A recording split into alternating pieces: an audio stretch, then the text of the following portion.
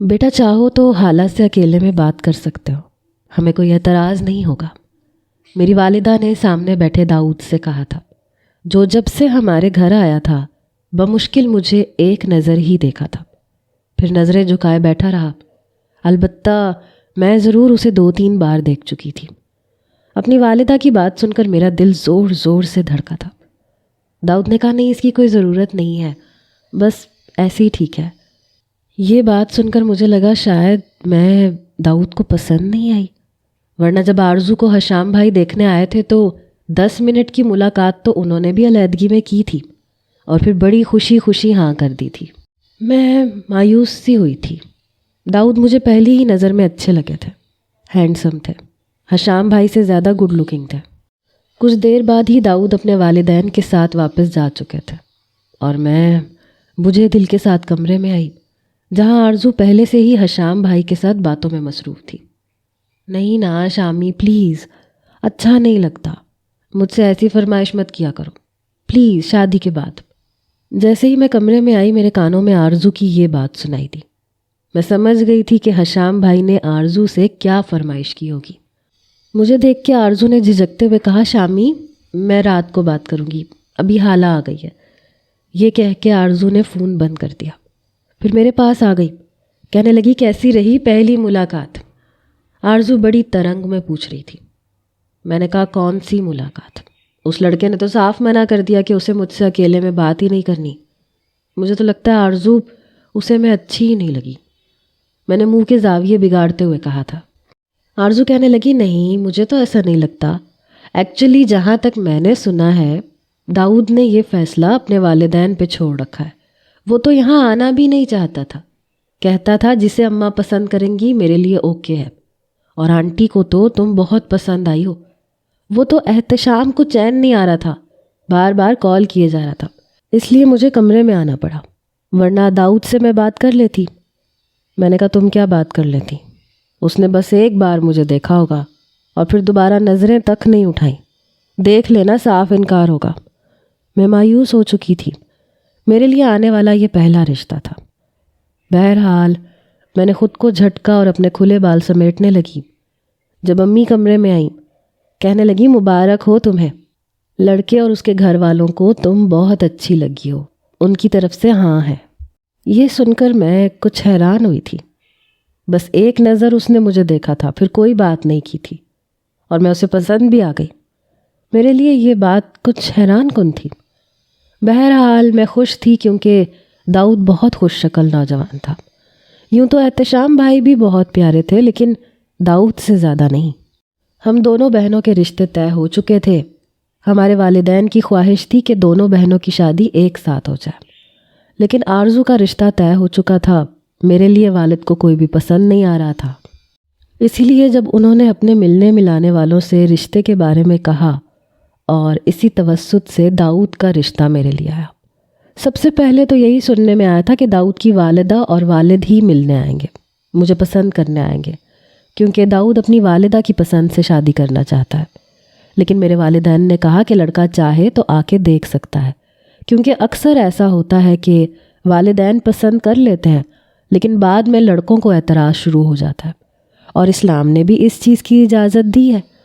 اس لیے داؤد کے والدین کے ساتھ داؤد بھی آیا تھا۔ بس ایک نظر اس نے میری طرف دیکھا تھا، ہماری نظروں کا تصادم ہوا اور پھر دوبارہ اس نے نظریں اٹھا کر نہیں دیکھا، حالانکہ میں نے کئی بار اسے دیکھا تھا، لیکن وہ نظریں جھکائے ہی بیٹھا رہا۔ میرے والد اس سے جو کچھ پوچھتے رہے چپ چاپ جواب دیتا رہا۔ مجھے تو یہی لگا کہ شاید اسے میں پسند ہی نہیں آئی، لیکن ان لوگوں کا جواب سن کر میں بہت خوش تھی۔ کچھ دنوں بعد داؤد کی والدہ آئیں اپنی بہن کے ساتھ اور اپنی دیورانی کے ساتھ، اور میرے ہاتھ میں داؤد کے نام کی انگوٹھی پہنا کے چلی گئی۔ مجھے لگا شاید داؤد کسی نہ کسی طریقے سے میرا نمبر لے گا، پھر مجھ سے بات کرے گا جیسے احتشام بھائی آرزو سے کرتے تھے، لیکن داؤد کی طرف سے ایسی کوئی بھی پیش رفت مجھے نظر نہیں آئی۔ رات کو آرزو احتشام سے باتیں کر رہی تھی، جو اسے بار بار کہہ رہے تھے کہ وہ اسے ویڈیو کال پہ دیکھنا چاہتے ہیں، اور وہ مسلسل انکار کر رہی تھی۔ پھر اس نے فون بند کر دیا، کہنے لگی، یہ تم مجھے کیا ٹکر ٹکر دیکھ رہی ہو؟ میں نے کہا، اتنی شرمیلی تو تم ہو نہیں پھر کر لو ویڈیو کال پہ بات۔ آرزو نے مجھے ایک آنکھ ماری، کہنے لگی سمجھا کرو، تڑپانے میں اور بھی مزہ آتا ہے۔ جب احتشام میری منتیں کرتا ہے تو مجھے اور بھی اچھا لگتا ہے۔ وہ کہنے لگی پتہ ہے میں نے اسے کیا کہا؟ میں نے اسے کہا کہ اس وقت میں نے ٹی شرٹ پہن رکھی ہے لیکن بہت ٹائٹ ہے۔ میری یہ بات سن کے تو جیسے وہ اتاولا ہو رہا تھا۔ میں نے کہا آرزو تمہیں شرم نہیں آتی ہے احتشام بھائی سے اس قسم کی باتیں کرتے ہوئے؟ وہ کہنے لگی تو کیا ہوا، ارے منگنی ہوئی ہے ہماری، ویسے بھی چند مہینے بعد شادی ہونے والی ہے، تم کیوں جل رہی ہو، تم بھی اپنے منگیتر سے بات کر سکتی ہو۔ میں نے کہا کیسے بات کروں، اس نے تو ایسا کچھ کہا ہی نہیں، ایسی کوئی کوشش ہی نہیں کی۔ وہ کہنے لگی اچھا ٹھیک ہے، ایسا کرتی ہوں کل ہم لوگ داؤد کے گھر جاتے ہیں اور پھر میں اس سے بات کرتی ہوں کہ ابھی تک اس نے تمہارا نمبر کیوں نہیں مانگا۔ میں نے کہا نہیں کوئی ضرورت نہیں، جب سامنے والا چاہت ہی نہیں دکھا رہا تو ہم کیوں پھر بچ کے اپنا نمبر دیں۔ آرزو تم نمبر نہیں مانگو گی، میں نہیں چاہتی کہ داؤد کو یہ لگے کہ میں اس سے بات کرنے کے لیے مری جا رہی ہوں، یہ کوشش تو لڑکے کی طرف سے کی جائے تو اچھا لگتا ہے۔ آرزو نے کندھے اچکائے اور کہنے لگی جیسے تمہاری مرضی۔ بہرحال شادی کی تیاریاں شروع ہو چکی تھیں، میری اور آرزو کی شادی ساتھ ہی ہونی تھی، سب رسمیں ساتھ ہونی تھیں۔ مہندی کی رسم سے ایک دن پہلے ہم دونوں کا نکاح تھا۔ نکاح کا جوڑا آرزو کا اس کے سسرال سے آیا تھا، وائٹ کلر کی میکسی تھی، بہت پیاری سی، جو احتشام بھائی نے اس کے لیے پسند کی تھی۔ وہ بار بار مجھے دکھا رہی تھی، کہنے لگی میں نے اسے کہا تھا کہ مجھے وائٹ کلر ہی پہننا ہے، دیکھ لو کیسی لگ رہی ہوں۔ اس نے میکسی اپنے ساتھ لگائی، میں نے کہا ہاں بہت اچھی لگ رہی ہے۔ وہ کہنے لگی یہ تمہارے داؤد صاحب کب بھیجیں گے نکاح کا جوڑا؟ میں نے کہا پتہ نہیں، وہاں سے تو ایسی کوئی خبر سنائی نہیں دی، شاید اسے مجھ میں دلچسپی ہی نہیں ہے، میں نے بجھے ہوئے دل کے ساتھ کہا تھا۔ وہ کہنے لگی میں امی سے کہتی ہوں تمہارے سسرال فون کر کے پوچھیں۔ میں نے کہا آرزو تم ایسی باتیں کیوں کر رہی ہو جس سے یہ لگے کہ ہم بھوکے ہیں یا ایک جوڑے کے لیے ہم مرے جا رہے ہیں؟ جہاں بابا نے مجھے اتنے کپڑے دلوائے ہیں کیا ایک میکسی نہیں دلوا سکتے؟ مجھے لگتا ہے یہ لوگ بھی بہت کنجوس ہیں۔ ابھی میں یہ بات کر ہی رہی تھی جب مین دروازے کی ڈور بیل بجی۔ دروازہ امی نے کھولا لیکن ہم دونوں بھی باہر آ چکی تھیں۔ جب میں نے اپنی ساس کو دیکھا، وہ بنا بتائے ہمارے گھر آئی تھیں۔ امی بھی یہ دیکھ کے کچھ حیران ہوئی، پھر وہ اپنے ڈرائیور سے کہنے لگی لاؤ بیٹا اندر لے آؤ سامان۔ پھر میری والدہ سے کہنے لگی ایک تو شادی نے مجھے بوکھلا کے رکھ دیا ہے۔ ایک اٹیچی تھا جو ان کا ڈرائیور اندر لے کے آیا، کہنے لگی اس میں حالہ کے کپڑے ہیں، نکاح مہندی اور بارات کا جوڑا ہے اور باقی سامان بھی ہے، اور ولیمے کا جوڑا تو ہماری طرف سے ہی ہوگا، وہ میں نے حالہ کے کمرے کی الماری میں ہی رکھوا دیا ہے۔ بہرحال ابھی میں جلدی میں ہوں کیونکہ بہت سے کام باقی ہیں اور کرنے والی میں اکیلی ہوں۔ داؤد تو ایسے معاملوں میں لاپرواہ قسم کا ہے، کہتا ہے مجھے لڑکیوں کی چیزوں کی شاپنگ کا کوئی آئیڈیا نہیں، اماں سب کچھ آپ نے کرنا ہے۔ میں نے، میری والدہ نے، یہاں تک کہ آرزو نے بھی میری ساس سے بہت کہا کہ وہ کھانا کھا کر جائے، لیکن وہ نہیں رکی اور چلی گئی۔ آرزو نے میرا بیگ کھولا تو ایک سے بڑھ کر ایک جوڑا تھا، لیکن مجھے اس لیے اچھا نہیں لگ رہا تھا کیونکہ یہ شاپنگ میری ساس نے کی تھی۔ کاش اس میں داؤد کی بھی کوئی پسند شامل ہوتی تو مجھے بہت اچھا لگتا۔ آرزو کہنے لگی تمہارے نکاح کی میکسی کتنی حسین ہے حالہ، لائٹ پنک کلر کی میکسی ہے۔ واقعی اس پہ سلور کام بھی بے حد اٹھ رہا تھا، بے حد خوبصورت تھی۔ اس کے ساتھ سلور کلر کا جیولری سیٹ بھی تھا، سلور ہیل والی سینڈل تھی، سب کچھ بہت اچھا تھا، یہاں تک کہ میری شادی کا جوڑا، مہندی کا جوڑا، سب چیزیں آرزو کے کپڑوں سے زیادہ اچھے اور مہنگے تھے۔ میری والدہ اور آرزو میری ساس کی پسند کو داد دے رہی تھیں۔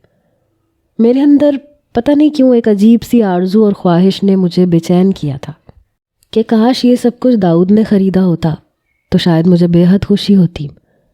بہرحال نکاح کا دن بھی آن پہنچا۔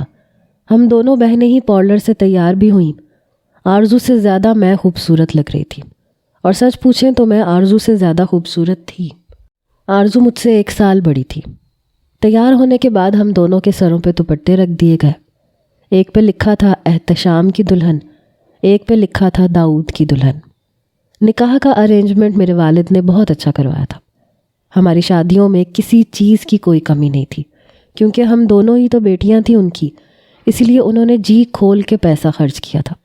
جس چیز کی ہم نے فرمائش کی میرے والد نے وہی لے کے دی، کپڑے کیا، فرنیچر کیا، ہر چیز۔ اس معاملے میں ہم دونوں بہنیں بہت خوش نصیب تھیں، لیکن یہ نہیں پتہ تھا کہ شادی کے بعد ہم دونوں کی قسمتیں کیسی ہو جائیں گی، خاص طور پہ میری قسمت۔ بہرحال نکاح کا ارینجمنٹ بھی میرے والد نے ایک ہال میں کروایا تھا۔ سب سے پہلے داؤد کی فیملی پہنچی تھی، احتشام بھائی کی فیملی کو ابھی ٹائم تھا، اس لیے بابا نے کہا کہ زیادہ دیر انتظار نہیں کرنا چاہیے، کیونکہ میرے ساس سسر اور داؤد وقت کے بہت پابند ہیں۔ وہ ٹھیک 7 بجے پہنچ گئے تھے۔ میری ساس کہنے لگی آپ نے کہا تھا کہ رسم ذرا جلدی کرتے ہیں، کیونکہ ہمیں ایک شادی کا دعوت نامہ ملا ہے اور قریب ہی شادی ہے، ہمیں رات کو وہاں پہ پہنچنا ہے، اس لیے پہلے میرا نکاح ہو گیا۔ نکاح کے بعد دعا ہوئی۔ نکاح سے ابھی فارغ ہوئے ہی تھے کہ احتشام بھائی کی فیملی بھی پہنچ گئی۔ وہ بے حد خوش تھے۔ نکاح کے وقت احتشام بھائی نے بہت ڈرامے کیے۔ مولانا صاحب بھی تنگ آ گئے تھے۔ جب بھی وہ پوچھتے کہ کیا آپ کو قبول ہے تو کہتے تھے ابھی سوچ کے بتاتا ہوں۔ مولانا صاحب اسے حیرت سے دیکھتے تو ہنسنے لگ جاتے، پھر کہتے جی ہاں قبول ہے، دل و جان سے قبول ہے۔ ان کی چھیڑ چھاڑ پہ ان کی ساری فیملی ہنس رہی تھی، آرزو کی دونوں نندیں بھی، دیور بھی، میں بھی ہنس رہی تھی، مسکرا رہی تھی۔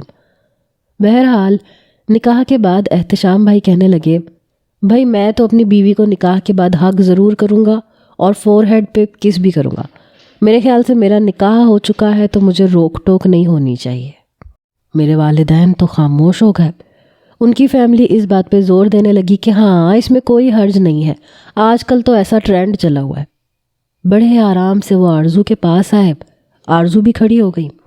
انہوں نے آرزو کے اوپر سے وہ دوپٹہ اتارا جس پہ لکھا تھا احتشام کی دلہن، اور سب کے سامنے آرزو کے فور ہیڈ پہ بوسہ دیا، پھر اسے اپنے ساتھ لگایا۔ سبھی تالیاں مارنے لگے، ہوٹنگ کرنے لگے، اور ایسا پہلی بار تو نہیں ہوا تھا، آج کل تو یہ ایک فیشن سا بن چکا تھا۔ میرے دل میں بھی ایسی ہی کسی خواہش نے انگڑائی لی، لیکن میں نے جب کنکھیوں سے داؤد کی طرف دیکھا تو وہ ماتھے پہ بل ڈالے نظریں جھکائے بیٹھا تھا۔ اس کی والدہ بھی کچھ تذبذب کا شکار تھیں اور والد بھی۔ ابھی تو اور بھی ہلا گلا باقی تھا، لیکن میری ساس میری والدہ سے کہنے لگی اچھا ہمیں اجازت ہے۔ والدہ کہنے لگی نہیں بس نکاح ہو گیا ہے، کھانا کھا کے جائیے گا، پلیز ایسے میں آپ کو جانے کی اجازت نہیں دوں گی۔ میں نے نوٹ کیا کہ انہوں نے بس تھوڑا سا کھانا کھایا تھا اور یہی کہا کہ ہمیں رات کو شادی پہ جانا ہے۔ وہ لوگ جا چکے تھے۔ احتشام بھائی اور ان کی فیملی رات 12 بجے تک بیٹھی رہی، مل کے کھانا کھایا۔ آرزو کے ساتھ احتشام بھائی نے ڈھیروں تصویریں لیں، کبھی گلے میں ہاتھ ڈال کے، کبھی اسے اپنے قریب کر کے، کبھی کسی انداز سے، کبھی کسی انداز سے، اور میں بت بنی بیٹھی یہ سب کچھ دیکھ رہی تھی۔ اندر ہی اندر مجھے پتہ نہیں کیوں لیکن رونا آ رہا تھا۔ کیا تھا ایک تصویر داؤد بھی میرے ساتھ کھنچوا لیتے، نکاح تو میرا بھی ان کے ساتھ ہوا تھا، لیکن انہوں نے تو ہاتھ ملانے کی بھی زحمت نہیں کی۔ مجھ پہ حق رکھتے تھے تو تھوڑا سا حق جتا لینے میں کوئی حرج تو نہیں تھا۔ مذاق میں احتشام بھائی نے مجھے بہت باتیں سنائی۔ وہ کہنے لگے تمہارا شوہر تو لگتا ہے ابا سے ڈنڈے کھا کے آیا تھا کہ چلو بیٹا سیدھا نکاح کرو اور واپس پلٹو۔ حالانکہ مجھے تو لگتا ہے یہ زبردستی کی شادی ہے، یا پھر تمہارا شوہر ماماز بوائے ہے، اپنی ماں کی اجازت کے بغیر تو شاید تمہیں ہاتھ بھی نہیں لگائے گا۔ میں نے کہا احتشام بھائی ایسی کوئی بات نہیں ہے، ان لوگوں کو کہیں شادی پہ جانا تھا۔ احتشام بھائی کہنے لگے سب بہانے ہیں، مجھے دیکھو میرے بھی جگری یار کی شادی ہے، لیکن میں لعنت بھیج کے آیا ہوں اس کی شادی پہ۔ ارے بھائی میں تو اپنی شادی انجوائے کروں گا۔ پتہ نہیں کیوں لیکن میرے اندر ٹوٹ پھوٹ سی ہو رہی تھی۔ میں سر درد کا بہانہ کر کے ڈرائیور کے ساتھ گھر آ گئی۔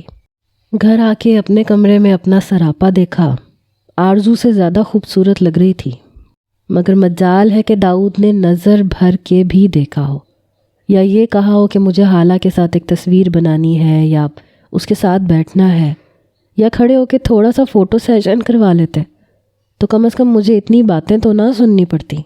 میرے دل میں عجیب سے وسوسے سر اٹھانے لگے کہ کہیں میں واقعی ان کے سر پہ زبردستی مسلط تو نہیں کی جا رہی۔ اگلے دن مہندی تھی، اور میری ساس پہلے ہی کہہ چکی تھیں کہ وہ لوگ مہندی کمبائن نہیں کریں گے، وہ اپنے گھر پر الگ مہندی کی رسم ادا کریں گے، اور نہ ہماری طرف سے کسی نے جانا تھا نہ ان کی طرف سے کسی نے آنا تھا۔ میری تو یہ رسم بھی بے دلی سے گزری۔ میرے والد نے بہت خوبصورت سا جھولا بنوایا تھا جس پہ احتشام اور آرزو بیٹھے ہوئے تھے۔ ساتھ ساتھ مہندی کی رسمیں ہو رہی تھیں، ساتھ ساتھ ان کی سرگوشیاں چل رہی تھیں۔ آرزو کے چہرے پہ کتنے رنگ بکھر رہے تھے، اور میں یوں بیٹھی تھی جیسے میری مہندی نہ ہو، میں اس دعوت پہ مدعو ہوں۔ بڑی مشکل سے میں نے اپنے آنسو ضبط کر رکھے تھے۔ بڑے روکھے پھیکے لوگ لگ رہے تھے۔ احتشام بھائی کو دیکھ کے میرے دل میں یہ خواہش ہو رہی تھی کہ کاش داؤد بھی ایسے ہوتا، احتشام بھائی جیسا۔ بہرحال مہندی کی رسم بھی ختم ہو چکی تھی۔ اگلے دن بارات تھی، لیکن میرا دل بہت بجھا بجھا سا تھا۔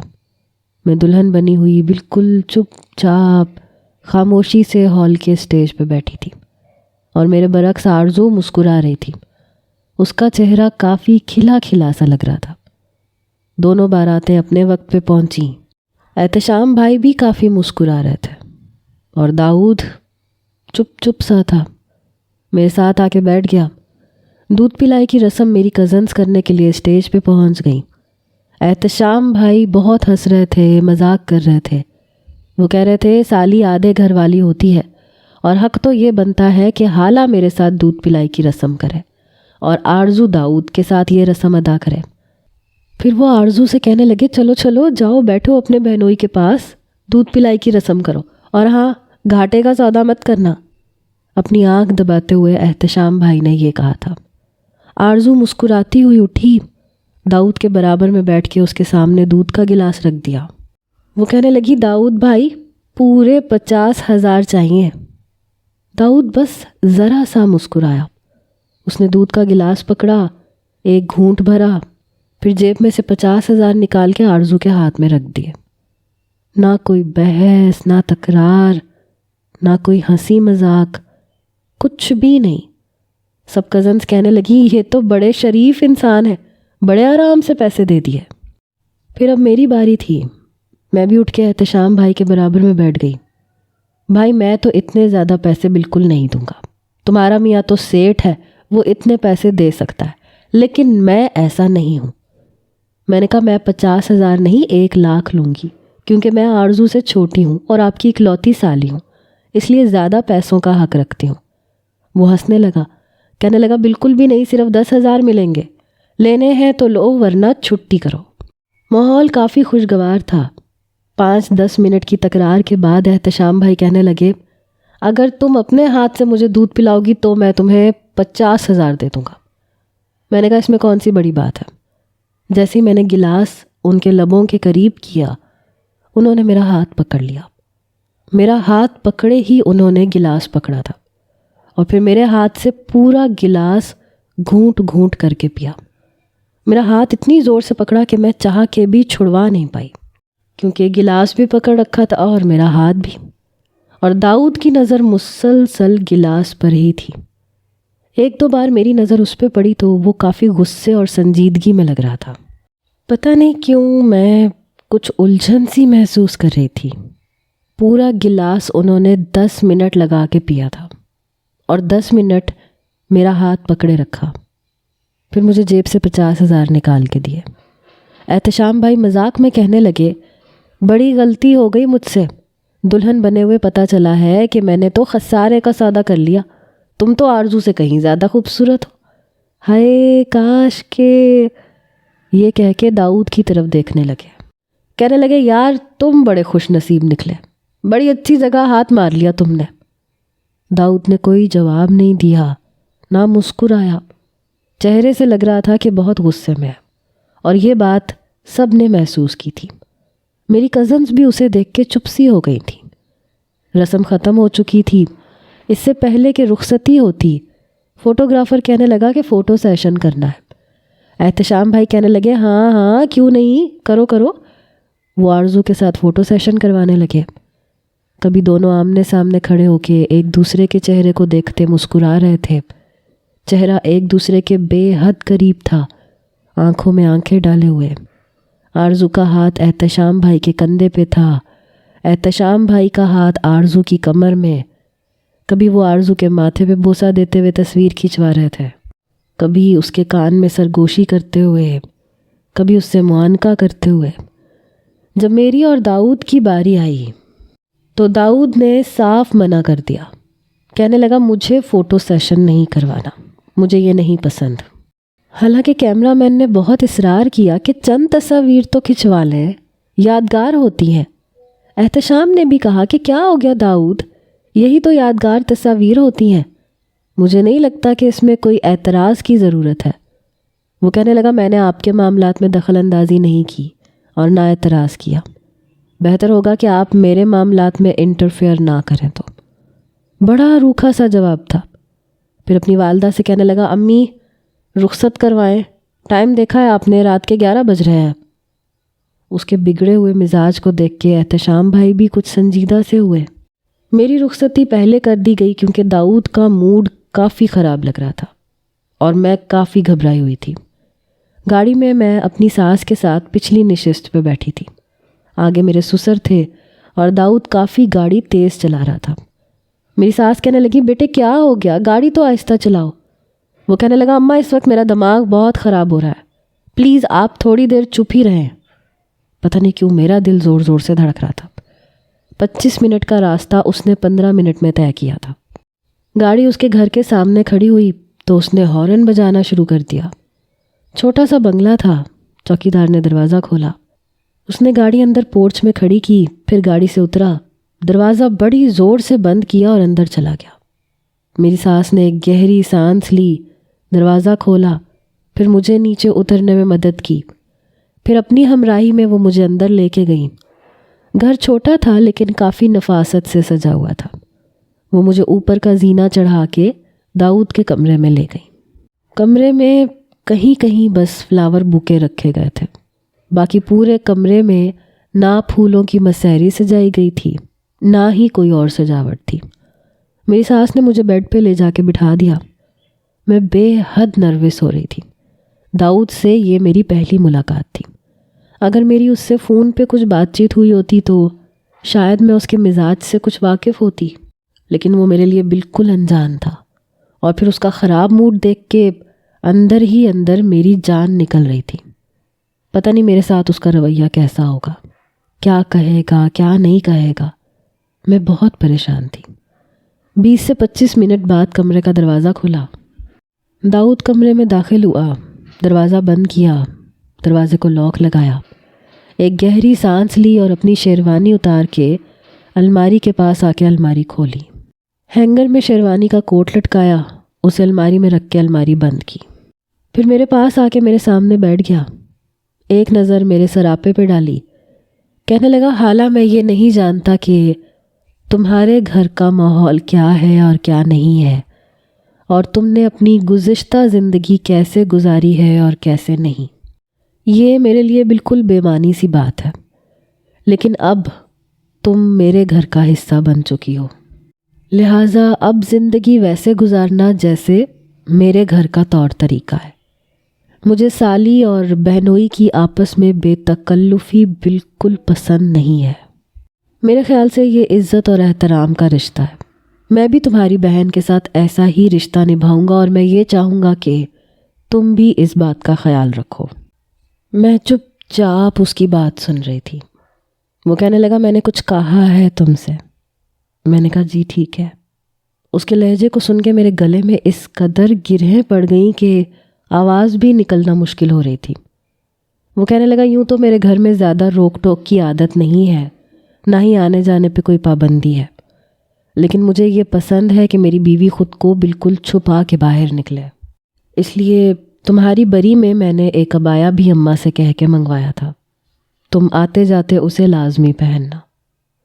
میں نے کہا جی ٹھیک ہے۔ پھر اس نے میرا ہاتھ پکڑ لیا، کہنے لگا مجھے بہت برا لگا تھا جب احتشام نے دودھ کے گلاس کے ساتھ تمہارا ہاتھ پکڑا اور اسے پکڑے رکھا۔ اس قسم کے مذاق مجھے بہت برے لگتے ہیں، لیکن مرد کی جرت اس وقت ہوتی ہے جب عورت اسے نہ روکے۔ اگر تم اسے ٹوک دیتی تو وہ کبھی بھی اتنی دیر تک تمہارا ہاتھ نہیں پکڑتا۔ اسے لگ رہا تھا کہ اس میں بھی میرا قصور ہے۔ میں نے کوئی جواب نہیں دیا۔ اس نے گہری سانس لی، کہنے لگا خیر، آئندہ اس بات کا خیال رکھنا۔ میں نے کہا جی کے علاوہ میں نے دوسرا کوئی لفظ نہیں بولا تھا۔ پھر جا کے اس کا کچھ موڈ بحال ہوا۔ اپنی جیب سے اس نے ایک مخملی ڈبیا نکالی، اس میں سونے کے 2 کنگن تھے، وہ اس نے میرے ہاتھ میں پہنا دیے۔ پھر کہنے لگا پہلی ہی نظر میں تم مجھے اچھی لگی تھی۔ وجہ تمہاری خوبصورتی نہیں تھی، بلکہ تمہاری کم گوئی اور تمہارا سلجھا پن تھا۔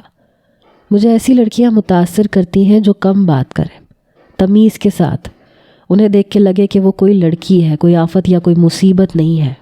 میں نے کہا جی۔ بڑی عجیب سی تعریف تھی۔ پھر کہنے لگا میں تمہیں بور تو نہیں کر رہا؟ میں نے نفی میں سر ہلا کے کہا نہیں، میں بور نہیں ہو رہی۔ میری بات سن کے وہ ذرا سا مسکرایا۔ پھر کہنے لگا تمہارے ہاتھ کی مہندی بہت اچھی لگی ہوئی ہے اور تم خود بھی بہت پیاری ہو۔ میں نے کہا بہت شکریہ۔ داؤد کہنے لگا اگر تمہیں برا نہ لگے تو میں تمہارے زیورات اتار دوں۔ پہلی رات کی جھجک تھی، اگر اس نے مجھ سے پہلے فون پر بات کی ہوتی یا میں اس سے کچھ بے تکلف ہوتی تو شاید یہ اجازت اسے دے دیتی، لیکن ابھی جو باتیں اس نے آتے ہی میرے ساتھ کی تھیں، میرا دل بجھ کے رہ گیا تھا۔ میں نے کہا میں خود اتار لوں گی۔ وہ کہنے لگا ٹھیک ہے، جیسے تمہاری مرضی۔ کیا تھا اگر وہ کہہ دیتا کہ یہ میرا حق ہے، آج کی رات میری ہے، میں خود اتاروں گا، تمہارے روکنے پہ بھی نہیں رکوں گا، بس اتنا سا تو کہنا تھا۔ یقیناً احتشام بھائی کا رویہ آرزو کے ساتھ آج ایسا نہیں ہوگا۔ وہ ضد کر کے اپنی ہر بات آرزو سے منوا رہے ہوں گے۔ ظاہر ہے پہلے سے بے تکلف تھے۔ میں بیڈ سے اٹھ کے کھڑی ہوئی، آہستہ آہستہ چلتی ہوئی ڈریسنگ ٹیبل کے سامنے آئی، اپنے سارے زیورات اتارے۔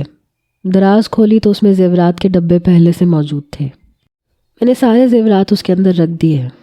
وہ بیڈ پہ بیٹھا مجھے ہی دیکھ رہا تھا۔ پھر میں اپنے دوپٹے کی پنز اتارنے لگی۔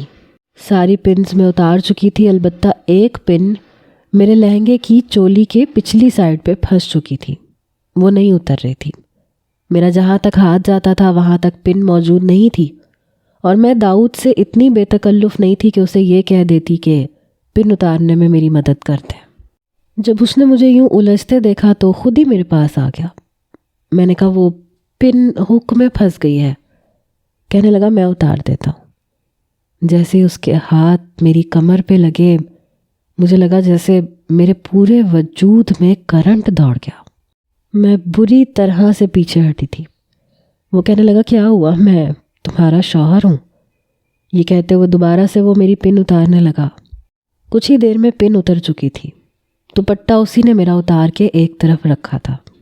پھر مجھے اپنے سامنے کھڑا کر لیا، میرے عروسی لباس کو دیکھنے لگا اور پھر میرے اور قریب آ گیا۔ جیسے اس نے مجھے اپنے حصار میں لیا اور میری گردن پر اپنے لب رکھے تو میری جان لبوں تک آئی تھی۔ میں نے دونوں ہاتھ اس کے کندھے پہ رکھ کے اسے پیچھے کرنے کی کوشش کی، لیکن اس کی گرفت مضبوط ہو چکی تھی۔ وہ کہنے لگا پہلی بار ایسے ہوتا ہے۔ پھر مجھے اپنے ساتھ لگائے بیڈ پہ لے آیا۔ اس کی آنکھوں میں وارفتگی بڑھنے لگی۔ اس نے لیمپ کا بٹن بجھا دیا۔ کہنے لگا باقی کی خدمت مجھے کرنے دو پلیز۔ یہ کہتے ہوئے بے خودی میں آگے بڑھتا چلا گیا۔ میں اسے بہت ان رومانٹک سمجھتی رہی، لیکن وہ اتنا بھی ان رومانٹک نہیں تھا۔ بہرحال اس کے بعد وہ وہی سب کچھ کہہ رہا تھا جو میں سننا چاہتی تھی۔ وہ اپنی محبت کا اظہار بھی کر رہا تھا۔ صبح جب میری آنکھ کھلی تو میں اس کے پہلو میں لگی ہوئی تھی۔ مجھے اپنے ساتھ لگائے وہ گہری نیند میں سو رہا تھا۔ میں ذرا سا کسمس آئی تو اس نے آنکھیں کھولیں۔ کمرے میں روشنی پھیل چکی تھی۔ کہنے لگا ایک تو یہ صبح بہت جلدی ہو جاتی ہے۔ اس نے اپنا ہاتھ مجھ سے ہٹایا، سامنے لگی گھڑی کی طرف دیکھا، 8 بج رہے تھے۔ کہنے لگا حالا پلیز پردے برابر کر دو اور واپس میرے پاس آ جاؤ، ابھی ناشتے میں 2 گھنٹے باقی ہیں۔ رات کو تم بہت نروس تھی، اس لیے تم سے باتیں کرنے کا موقع ہی نہیں ملا، لیکن اب تم کچھ بہتر لگ رہی ہو۔ میں نے کہا ایکچولی رات ہماری پہلی ملاقات تھی، اگر آپ نے منگنی کے بعد مجھ سے بات چیت کی ہوتی تو شاید میں اتنی نروس نہ ہوتی۔ میں نے کمرے کے پردے کھڑکیوں کے سامنے کیے۔ کمرے میں کچھ اندھیرا سا ہو گیا۔ پھر میں داؤد کے پاس آ گئی۔ اس نے میری کلائی پکڑ کے مجھے اپنے پہلو میں لٹایا. کہنے لگا اگر میں تم سے بات کرنے کے لیے کہتا تو کیا تم مجھ سے بات کر لیتی؟ جبکہ تم یہ بھی جانتی ہو کہ منگنی جیسے رشتے کی کوئی حیثیت نہیں ہوتی. اور پھر میں تم سے کیا بات کرتا؟ تم میری شرعی طور پہ کچھ بھی نہیں لگتی تھی. اور منگنی کے نام پہ جو بے حیائی لڑکے لڑکیاں ٹیلی فون پہ کرتے ہیں مجھے اس سے سخت چڑ ہے. ہاں اب تم میری بیوی ہو، اب میں تم سے کچھ بھی کہہ سکتا ہوں. اور رہ گئی رات کو تمہاری ہچکچاہٹ، تو مجھے وہ بہت اچھی لگی تھی. بیوی کو پہلی رات یوں ہی ہونا چاہیے. اب وہ میری طرف دیکھ کر بات کر رہا تھا. میں نے کہا لیکن میں آپ کی بات سے اتفاق نہیں رکھتی. شادی سے پہلے کچھ تو بے تکلفی ہونی چاہیے. اب آرزو اور احتشام بھائی کو دیکھ لیں، منگنی کے بعد دونوں آپس میں گھنٹوں باتیں کرتے تھے، اس لیے انہوں نے اپنی شادی بھی خوب انجوائے کی. لیکن آپ کے ایسے مزاج کی وجہ سے مجھے بالکل بھی مزہ نہیں آیا تھا. میرا یہ کہنا مجھے یوں بھاری پڑے گا میں سوچ بھی نہیں سکتی تھی، کیونکہ داؤد نے تو... السلام علیکم ریڈرز. کسے لگتا ہے کہ داؤد ٹھیک کر رہا ہے اور کسے لگتا ہے کہ وہ غلط ہے اور احتشام ٹھیک ہے؟ جلدی سے بتائیں. بہت شکریہ، خوش رہیں، اللہ حافظ.